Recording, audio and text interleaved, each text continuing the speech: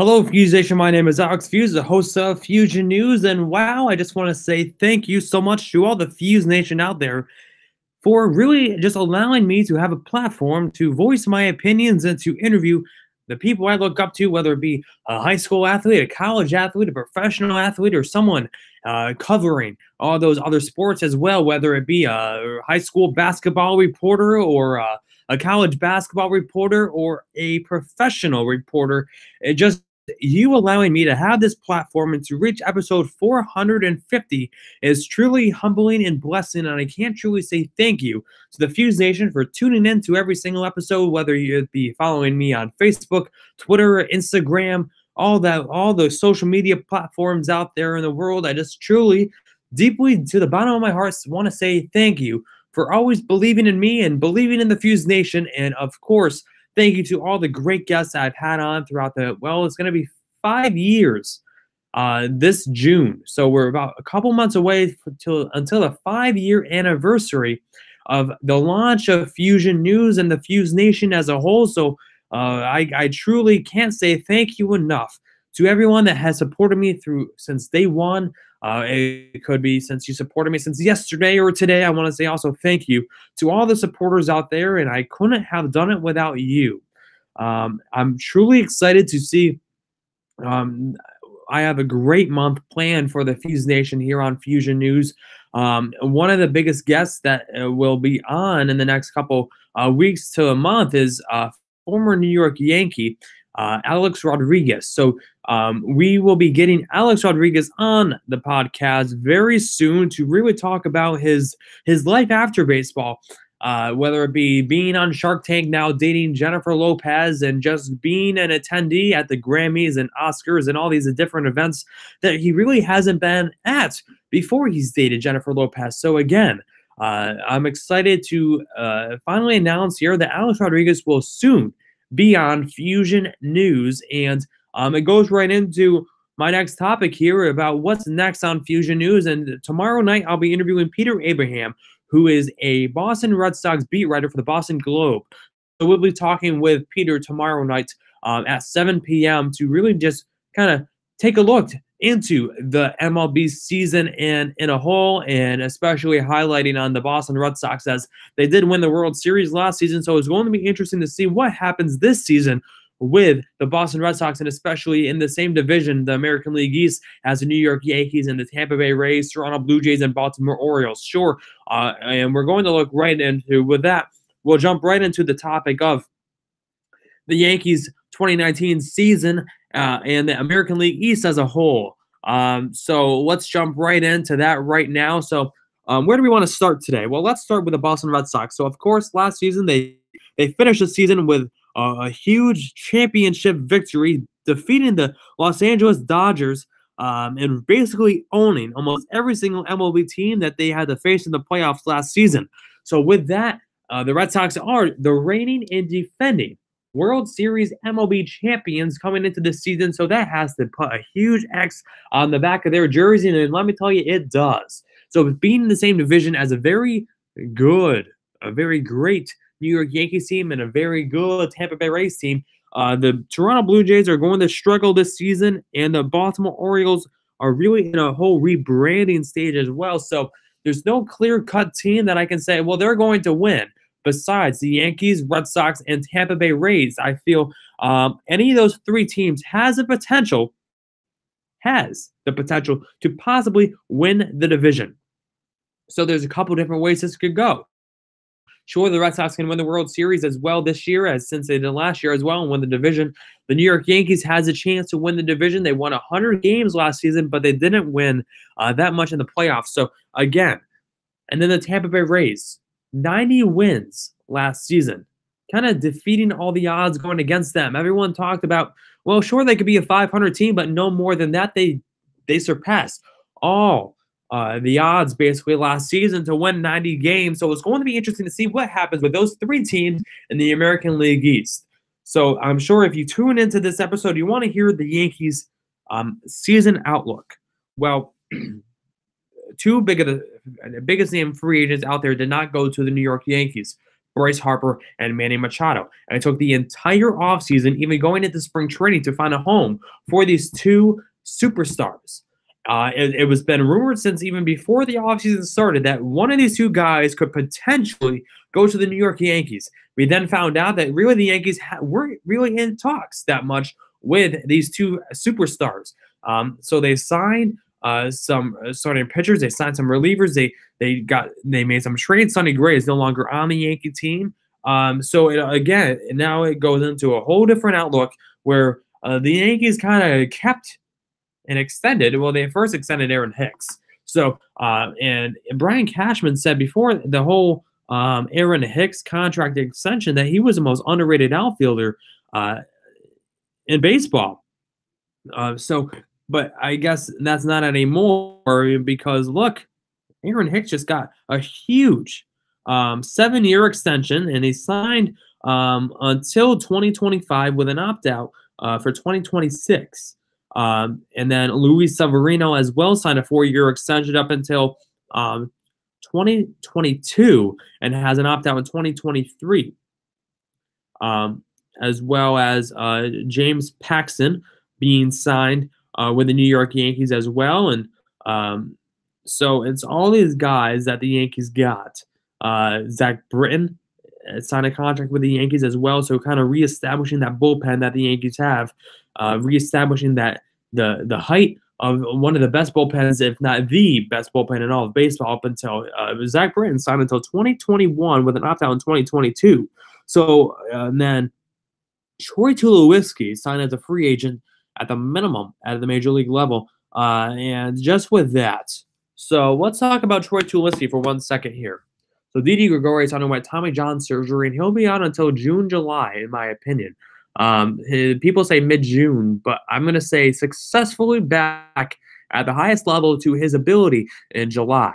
So signing Troy Tulowitzki, you have Gleyber Torres, you have Andrew Har in that infield. You have these guys that can play the position that can be one of those superstars. So when the Yankees signed Troy Tulowitzki, everyone was like, well, that's it for Manny Machado. And some people held out hope. But when the Yankees signed Manny Machado, that was kind of the biggest or when they signed Troy Tulowitzki, that was one of the biggest statements saying, okay, we're not getting Manny Machado.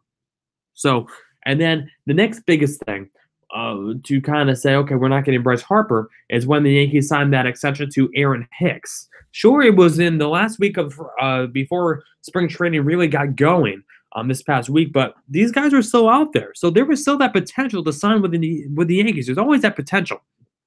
So looking back at the offseason, you can weigh it. Okay, did the Yankees improve? Yes, they did. They improved, and they basically kept that core. They kept the core that makes the Yankees who they are and successfully last season. And then they added on top of that. Adding James Paxton to that rotation is key. That is crucial. And now we also have to look at it. Okay, Jordan Montgomery is going to be coming back this season as well from injury. So that gets added in as well because he was a superstar. He was he could have been one of the Rookie of the Year candidates if he didn't get hurt. So now we start looking back at the bullpen and the rotation. So now we have Severino. If he can perform the way he did in the first half of the season, the entire season, the Yankees have a shot. If Masahiro Tanaka performs a little bit better, if he can perform more consistently than he did last season, now we're looking at better quality starts. Now, James Paxton, he had a no-hitter last season, a perfect game. So we're looking back at his history with the Mariners. How much does he provide to this rotation? If he performs successfully at a successful rate, he could be the factor in whether or not the Yankees win the division or win the wild card or make the playoffs as a whole. I think there's no doubt in my mind the Yankees make the playoffs no matter what.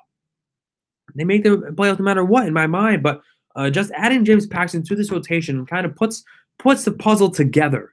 They do. They really do put the whole puzzle together with signing James Paxton. And then also Ottavino, putting him in that bullpen amongst Zach Britton, Dellin Betances, Aroldis Chapman. So now you're talking about one of the best bullpens in all of baseball. Tommy Kahnle, Brian Cashman was just asked today about his velocity You know, because that's why he spent most of last season in the minor leagues because he couldn't get his velocity back up to where it was in the prior season. So now Tommy Kahnle is back up in the 95, 96, and 97 and 98 velocity range. That's crucial. Crucial. Imagine Tommy Kahnle performing the way he did in the playoffs in 2017. Wow. You were looking at a complete different MLB bullpen for the New York Yankees this season to where if you have a really put together starting rotation, a really put together bullpen, and then when you look at this lineup, okay, so we didn't get Harper and we didn't get Machado, but look at the guys we have already in this lineup to where we don't even need successful. Let's start off at top. Aaron Hicks, center field. Aaron Judge, right field. Giancarlo Stanton. You look at, Gary Sanchez and Austin Romine. The depth in the catcher position. Now we start looking back at first base, Luke Voigt or Greg Bird. If you're watching the spring training or paying attention to that, that's going to be a fun competition battle to see who gets first base for the New York Yankees. Is it going to be Luke Voigt? Is it going to be Greg Bird? I'm excited to see who wins that as well. So then we start moving down to the lineup as well. Second base, Gleyber Torres. Rookie of the Year candidate last season. So now you have the option to where, we have Gary Sanchez at catcher. We have Greg Bird and Luke Voigt potentially at first base. And then we start looking at it as a whole. We also have DJ LeMahieu, getting him. He was a part. He's a free agent, and they signed a 2-year contract with the New York Yankees. Sure. So now we got LeMahieu that I can play shortstop, second and third, maybe some first. Aaron Boone said that he's looking at the potential to play almost every single day for the New York Yankees. Every single day. So it's going to be interesting to see what happens in this infield for New York. And then at third, Andujar, and then at short, you have the option to put Torres, Tulowitzki, and LeMahieu until Didi gets back from his Tommy John injury. So again, some very big question marks to see who gets the spots and who really gets the opportunity. It's all about opportunity. Look at Neil Walker from last season. Yeah, he got the opportunity because near the end of the season, he was the one that was hitting the home runs and getting the contact hits. There's not a lot of people on this Yankee team that can get the doubles, the singles to really move guys over. It's a home run team base, and when the Yankees don't hit home runs, they lose. So it's great to get these guys in there, like Andujar, who led the league in doubles as a rookie. So and then we start looking at the outfield. One of the biggest things that Yankee fans said, we don't want to get Harper because we have so many people in the outfield. So now we start looking at the outfield as a whole. Aaron Hicks in center, Judge in left, Stanton in right. The Yankees also signed Brett Gardner for a 1-year deal. So now that's 4 right there. Then we look at Clint Frazier, who is also out there as well. So those are 5 caliber starting outfielders. And now Ellsbury, who's a big question mark. The Yankees aren't even sure he will be able to get down to spring training because of his plantar fasciitis injury. He's running at home. He has not been to spring training yet, even though the Yankees are into a whole week of games already down there in Tampa. So Ellsbury is a huge question mark. Will he be able to play at the major league level this season? He had hip injuries all last season, and then this season now is plantar fasciitis. So who knows with Ellsbury? That's the biggest question mark out there. So again, outlook for the Yankees season, I think it all depends, and it's going to be exciting and entertaining to see what happens in the next few weeks leading up to this season. I'm excited. I know a lot of Yankee fans are excited, but comment below any season predictions that you may have about this Yankee offseason and upcoming season. It's going to be an exciting season. I'm excited for the competition as well, and I'm excited to watch the Yankees and the Red Sox go out to London for a couple games. That's going to be exciting to kind of get the exposure of baseball to other countries. So it's going to be an exciting MLB season. I can't wait. Opening day is just a couple weeks away. We're into March now, so it's going to be interesting to see what happens at first. What happens in at shortstop? What happens in the outfield? How is Aaron Boone going to be manage all these different players into positions to make a successful organization and team? It's going to be interesting to see what happens. But Fuse Nation, from the bottom of my heart, I want to say thank you so much for really kind of tagging along with me throughout this journey of episode 450 right now. Again, Peter Abraham, Boston sports columnist for the Boston Globe and Boston Red Sox beat writer. Tomorrow, Scott Drucker, who is an former MLB star and now agent, will be coming on as well on Tuesday. Jim Murray from 98.5 The Sports Hub will be on in 2 weeks. And again, Alex Rodriguez will be on eventually by the end of this month as well. So stay tuned for that. Fusation, I want to say thank you for always being a subscriber of Fusion News. Hit the subscribe button. Follow me on Twitter, Facebook, and Instagram. And I will be seeing you very soon. Thanks for listening.